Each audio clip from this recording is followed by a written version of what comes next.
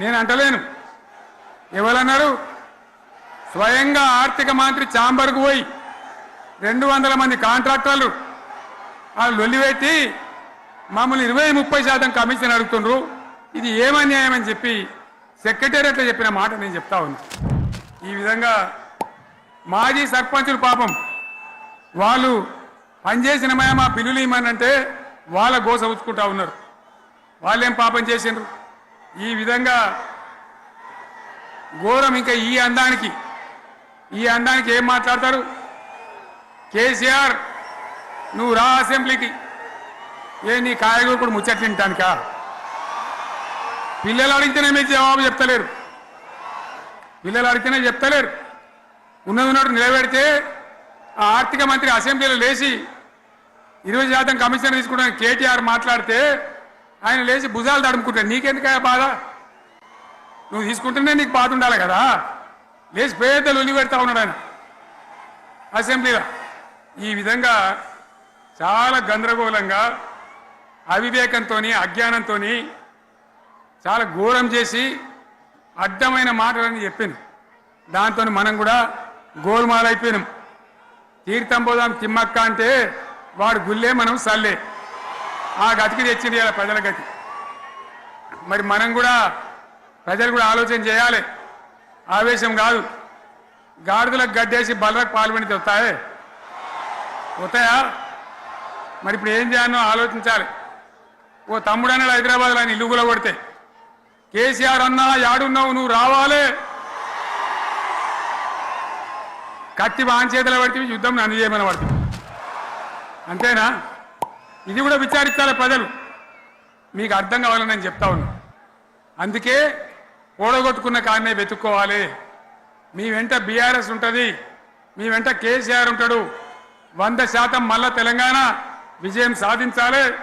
గులాబీ జెండా ఎగిరేయాలి. అద్భుతమైన తెలంగాణను మళ్ళీ సాధించాలి. ఇక బీజేపీ కథ 11 ఏళ్ళ రాజ్యం చేయబట్టి తెలంగాణకు 11 రూపాయలు ఇచ్చిండ్రా? వాటిదే బబ్రాజమానం భజగోవిందం. శుష్కప్రియాలు శూన్యాస్తాలు తప్ప ఏమి ఇయ్యలే. 157 కాలేజీలు పెడితే మెడికల్ కాలేజీలు ఒక్కటన్నా తెలంగాణకు ఇచ్చిండ్రా? ఒక ప్రాజెక్ట్ కన్నా జాతీయ హోదా ఇచ్చిండ్రా? ఇక కాంగ్రెస్ వాడు ఇట్లా అంటే బీజేపీ వాడు అట్లా.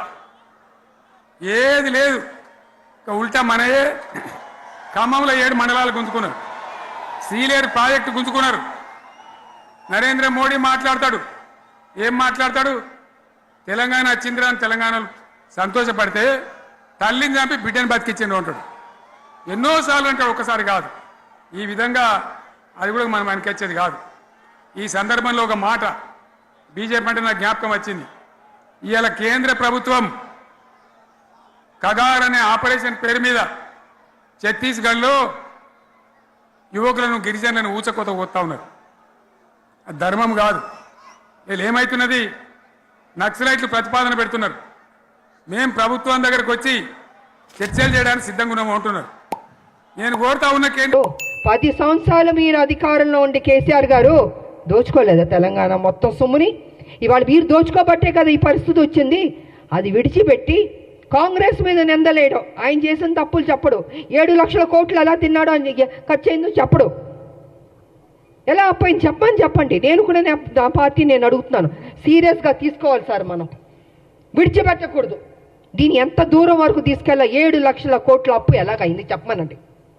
దాటవేయడం కాదు, నా మనిషిని మాత్రం విడిచిపెట్టకూడదు. నువ్వు ఉద్యమాలని చెప్పి నీకు చేతిలో తెలంగాణ పెడితే నువ్వేం చేసావు? 7 లక్షల 1 మినిట్ సార్ 7 లక్షల కోట్లు అప్పులు చేస్తామండి. మిగులు బడ్జెట్ నుండి అప్పులు రాష్ట్రంగా ఎందుకు వెళ్ళింది? ఎక్కడెక్కడి నుండి అప్పులు తింటావు? కాళేశ్వరం దగ్గర నుంచి, ల్యాండ్ల దగ్గర నుంచి. నేను పిల్లు కూడా వేసాను. కొన్ని ల్యాండ్లు అమ్మేస్తుంటే పిల్లు వేసానండి నేను. ఇలా ఎన్నో జరిగినాయండి. అందుకే వాళ్ళు చెప్తున్నాను నేను, కేసీఆర్ వాస్తవాలు నువ్వు మాట్లాడాలి. సమయం దగ్గర పడింది.